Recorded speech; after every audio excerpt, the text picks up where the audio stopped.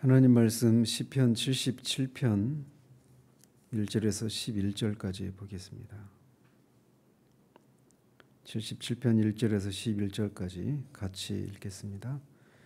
내가 내 음성으로 하나님께 부르짖으리니 내 음성으로 하나님께 부르짖으면 내게 귀를 기울이시리로다.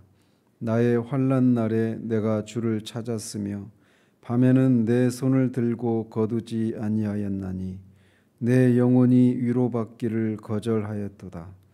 내가 하나님을 기억하고 불안하여 근심하니 내 심령이 상하도다.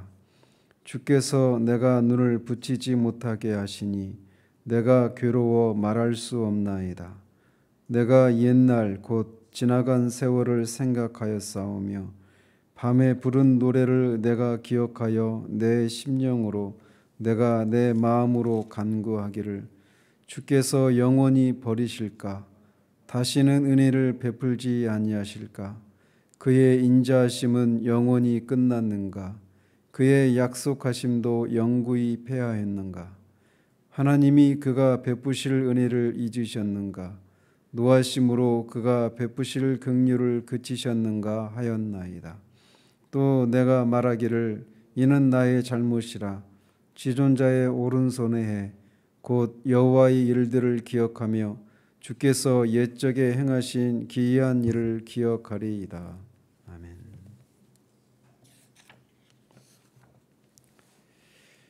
이 시가 아삽의 시로 이렇게 되어 있는데 이 아삽이라고 하는 인물이 다윗 당시의 성가대장이었던 그 아삽인지 아니면 그의 후손들 중에 누구인지는 분명하지 않습니다. 따라서 이 시의 배경 역시도 분명하지 않은 시편이라고 할 수 있습니다. 그리고 이 시에서 호소하고 있는 그 영혼의 고통이 개인적으로 처한 그런 상황인지 아니면 국가적인 그런 재난으로 인한 재난 가운데서 개인이 느끼는 그런 고통인지도 분명하지가 않습니다. 다만 그게 개인적인 것이든 또는 민족적인 것이든 간에 그 상황을 인해서 그 시인이 개인적으로 그런 고통을 겪고 있는 건데 그렇게 캄캄한 밤중과도 같은 그런 고난 가운데서 상한 심령으로 자신의 처지를 호소하는 것으로 그렇게 시작했다가 깜깜한 밤하늘에서 빛나는 별빛을 본 것 같이 그 고난 중에서 어떤 진리를 깨닫게 두고 결국은 하나님을 찬양하면서 그런 과정을 통해 신앙이 성숙해져가는 그런 과정을 그리고 있는 시편이라고 할 수 있습니다. 이 시는 크게 두 부분으로 나눌 수 있는데 1절에서 9절까지입니다. 그런데 저는 오늘은 10절, 11절까지 같이 살피려고 합니다. 어쨌든 1절에서 9절까지가 한 첫 번째 단락이라고 할 수 있는데 여기에서 시인은 깊은 영적인 고통 가운데 겪고 있는 자신의 심적인 상태를 매우 심도 있게 그렇게 묘사하고 있습니다. 그리고 둘째 부분은 나머지 부분인데 그런 고통 가운데서 그가 과거에 체험했던 하나님의 그 은혜를 구원 역사를 회고함으로써 그런 갈등을 극복하게 된 시인이 하나님을 찬양하고 있는 그런 부분으로 나눌 수 있습니다. 1절을 보시면 내가 내 음성으로 하나님께 부르짖으리니 내 음성으로 하나님께 부르짖으면 내게 귀를 기울이시리로다. 우리가 방금 읽은 것처럼 시인은 특별히 그 7절에서 9절까지를 통해서 자신이 처한 고난을 인해서 깊은 영적인 침체 가운데 있는 것을 볼 수 있습니다. 그리고 그런 영적인 침체 가운데서 그가 하나님과의 관계에서 이제 내가 끝장난 건 아닌가라고 하는 그런 깊은 두려움 가운데 사로잡혀 있는 것을 볼 수 있습니다.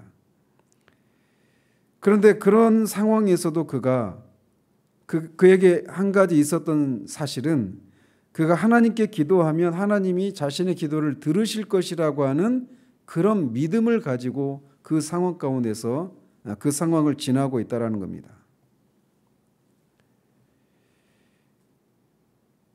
이렇게 영적인 깊은 침체 가운데서 그가 취한 선택은 하나님께 그 상태를 인해서 하나님 앞에 기도하는 것이었어요.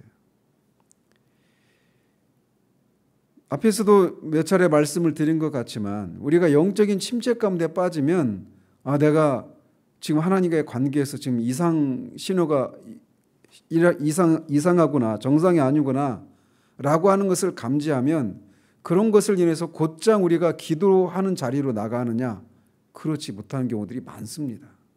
머리로는 내가 이런 상태 가운데 있으면 안 되는데 라고 하는 그런 생각을 할 수 있을지 모르지만 그 생각을 따라서 실제로 기도의 자리로 나가는 것은 또 다른 문제입니다.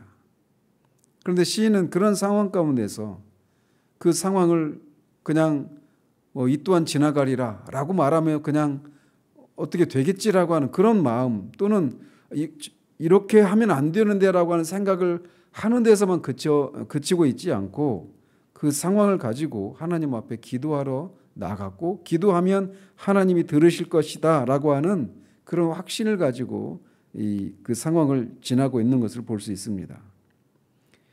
나의 환난 날에 내가 주를 찾았으며 밤에는 내 손을 들고 거두지 아니하였나니 내 영혼이 위로받기를 거절하였도다. 앞에서도 말씀드린 것처럼 시인이 겪고 있는 이 환난이 개인적인 것인지 아니면 민족적인 것인지, 또 이 환난 내용도 영적인 것인지 육신의 질병으로 인한 환난인지 분명하지 않습니다. 그런데 즉 그가 자신의 죄로 인한 것인지 아니면 어떤 육신의 질병으로 인해서 고통을 겪고 있는 것인지는 분명하지 않지만, 시인이 겪고 있는 그 환난이 결국은 어디를 향해 가고 있느냐면 시인 자신과 하나님과의 관계에 대한 깊은 회의와 두려움이 밀려오게 만들었다라는 겁니다. 그런 상황에서 그는 하나님을 찾아서 밤을 새며 기도했고, 그런 그를 보면서 누군가가 그를 위로해 줬던 모양입니다. 그러나 내 영혼이 위로받기를 거절하였도다라고 말하고 있습니다. 다 신앙생활이 그렇지, 이렇게 내리막길이 있는가 하면 오르막길도 있는 거고, 이렇게 하다가 언제까지 내리막길로만 가는 것이 아니라 언젠가는 또 올라갈 거야, 그렇게 심각하게 생각할 것이 아니야 라고, 그렇게 너는 하나님이 옛날에 너에게 그런 큰 은혜를 베풀었으니까 너는 분명히 하나님의 은혜를 경험한 사람이고 너는 이상이 없는 사람이야 라고 하는 그런 말들이 그의 귀에는 들리지 않았고, 그런 사람의 위로가 자신에게 진정한 위로가 되지 않았던 겁니다. 하나님으로부터 직접 자신의 관계를, 자신을 향한 하나님의 그 뜻을, 하나님의 마음을 자신이 직접 체험하기 전까지는 그에게는 결코 위로가 되지 않는 그런 상황을 그가 이렇게 묘사하고 있는 겁니다. 내가 하나님을 기억하고 불안하여 근심하니 내 심령이 상하도다. 시인이 이렇게 하나님을 생각하면서 불안해하고 근심하는 까닭은 지금 환난과 그 고통을 겪고 있는 시인 자신이 하나님 앞에 이렇게 기도하고 있는데도 하나님이 침묵하고 있는 것처럼 보이는 그 상황을 인해서 자신이 혹시나 하나님의 진노에 이 채찍알이 있는 것은 아닌가라고 하는 그런 생각이 밀려왔기 때문에 그렇습니다. 7절에서 9절에서 말하고 있는 것처럼 하나님이 나를 버리신 것은 아닌가라고 하는 그런 두려움들이 밀려왔기 때문에 그는 하나님을 생각하면서 불안해하고 근심했던 것입니다. 하나님을 생각하며 그가 위로를 받고 하나님이 거기 계시지, 하나님이 나를 여전히 사랑하시지라고 하는 그런 생각이 곧장 밀려온 것이 아니라 이런 두려움들을 있었기 때문에 근심하고 불안해했다라고 말하고 있습니다. 그리고 그런 것을 인해서 하나님이 나를 버리신 것은 아닌가라고 하는 그런 두려움 때문에 그의 마음은 상했다라고 말하고 있습니다. 주께서 내가 눈을 붙이지 못하게 하시니 내가 괴로워 말할 수 없나이다. 시인은 하나님께서 현재 자신이 겪고 있는 고난으로부터 구원을 허락하시지 않았기 때문에 밤새도록 잠을 자지 못하고 하나님께 기도하고 있는 것을 이렇게 묘사하고 있는 겁니다. 그런 상황을 인해서 시인은 괴로워 말할 수 없다라고 말하고 있는데, 이것은 그의 입술에 기도와 찬양이 사라지고 한숨과 침묵만이 있다라고 하는 뜻으로 시인이 지치고 상한 심령이 어떤 상태인가를 잘 나타내주고 있는 겁니다. 이것은 아직 시인이 왜 하나님이 자신을 그런 상황 가운데 두셨는가에 대한 그 하나님의 섭리와 그분의 신실하심 등에 대해서 아직은 완전히 이해하지 못하고 있는 데서 비롯된 그런 모습이라고 할 수 있습니다. 내가 옛날 곧 지나간 세월을 생각하였사오며, 시인은 그런 상황에서 지난날 하나님께서 자신에게 베푸신 은혜를 회상했다라고 말을 합니다. 이렇게 과거를 회상하는 것이 어떤 사람에게는 오히려 영적인 침체에 빠지는 그런 이유가 될 수 있습니다. 이를테면 내가 옛날에 그렇게 하지 말았어야 되는데, 옛날에 내가 이런 선택을 하지 말았어야 되는데, 그런 선택 때문에 내가 지금 이런 상황을 겪고 있구나, 이런 생각 때문에 과거를 돌아보는 것이 오히려 그에게 영적인 침체의 기회가 될 수도 있어요. 그러나 또 어떤 사람에게는 과거를 회상하는 것이 영적인 침체에서 벗어날 수 있는 한 가지 방법이 될 수도 있습니다. 그런데 시인의 경우에는 후자의 경우라고 할 수 있어요. 그러면서 과거에 자신에게 은혜를 베푸셨는데 하나님이 지금은 그렇지 않은 상황을 인해서 마음이 상하고 그 상한 마음으로 하나님 앞에 은혜를 구하는 그런 기제로 작용을 했던 것이죠. 그러면서 지나간 세월을 회상했는데 어떤 것을 회상했느냐? 밤에 부른 노래를 내가 기억하여 내 심령으로 내가 내 마음으로 간구하기를. 그는 지금 이 캄캄한 밤중 같은 환난 가운데서 자신이 과거에 체험한 하나님의 은총과 그리고 그런 가운데서 그가 불렀던 찬양을 회고하고 있습니다. 그러면서 지금 겪고 있는 고난 속에서 시인에게는 찬송 대신 울부짖음과 한숨 그리고 침묵만이 있는 것을 이렇게 대비를 하고 있는 겁니다. 그러면서 시인은 이제 침묵의 차원이 아니라 마음 깊은 곳에서부터 우러나오는 그런 순수한 마음을 가지고 자기를 돌아보고 성찰하면서 하나님께서 왜 이런 시련을 허락하셨는가라고 하는 것을 이제 궁구하기 시작하는 것입니다. 그러면서 이렇게 과거의 하나님과의 관계를 회상하고 지금 현재 하나님과의 관계를 이렇게 서로 대조하는 이런 과정을 통해서 그가 어떤 결론에 도달했느냐?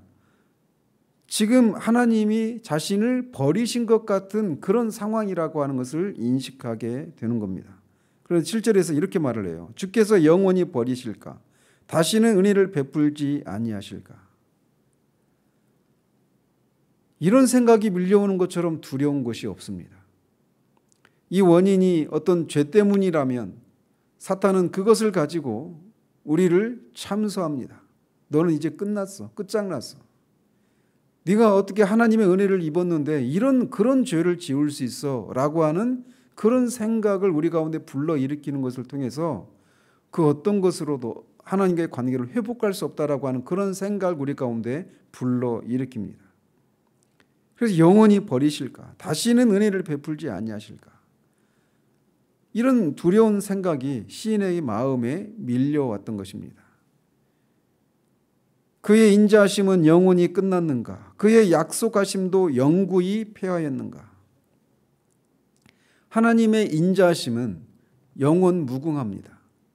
인자하심은 변함이 없고 그의 약속도 결코 폐해질 수가 없습니다. 심지어 우리가 하나님의 약속에 충성되이 반응하지 못하는 그런 때라도 하나님은 그 약속에 걸어놓으신 당신 자신의 이름과 영광을 인해서 하나님의 거룩하신 이름을 위해서 결코 그 백성을 그냥 그대로 내버려 두시지 않으십니다. 에스겔서가 말하고 있는 게 그거잖아요. 하나님의 거룩하신 이름을 위해서 패역한 이스라엘 백성들을 하나님이 다시금 회복시켜 주시겠다는 겁니다. 새 언약을 통해서 그의 마음에 율법을 새기시고 새 영을 주시고 새 마음을 주셔서 또 하나님의 영 성령을 그 회복한 영혼의 백성들 마음 가운데 두셔서 하나님의 말씀을 순종하는 그런 백성을 삼으시겠다라고 하시는 것처럼 하나님은 결코 하나님의 약속을 언약을 폐기하시지 않으십니다. 그리고 그 언약을 성취하시는 과정 가운데서 나타나는 하나님의 사랑인 인자하심도 결코 하나님은 다함이 없으십니다. 그런 하나님이신데 하나님이 그런 하나님이 아니신가라고 하는 그런 생각이 밀려오고 있는 거예요. 우리는 변함이 있을지 몰라도 하나님은 변함이 없으신 불변하신 하나님이신데 시인 자신이 겪고 있는 그 고통 가운데서 그에게 이런 생각까지 밀려온 것입니다. 하나님이 내가 알고 있었던 그런 하나님이 아니신 것은 아닌가라고 하는 이런 두려움이 밀려온 거예요. 그런 이런 두려움같이 큰 두려움이 어디에 있겠습니까? 하나님이 그가 베푸실 은혜를 잊으셨는가? 노하심으로 그가 베푸실 긍휼을 그치셨는가 하였나이다. 과거에 베푸셨던 은혜와 현재 자신의 하나님과의 관계를 돌아보면서 그에게서 밀려왔던 또 하나의 생각은 하나님이 자신에게 베푸실 은혜를 잊어버리신 것은 아닌가라고 하는 생각이었어요. 그리고 어떤 자신의 안에 있는 어떤 죄로 인해서 또는 어떤 이유인지 모르겠지만 하나님이 자신을 노하셔서 더 이상 나에게 긍휼을 베푸시기를 포기하신 것은 아니신가라고 하는 그런 생각이 밀려왔노라고 말을 하고 있습니다.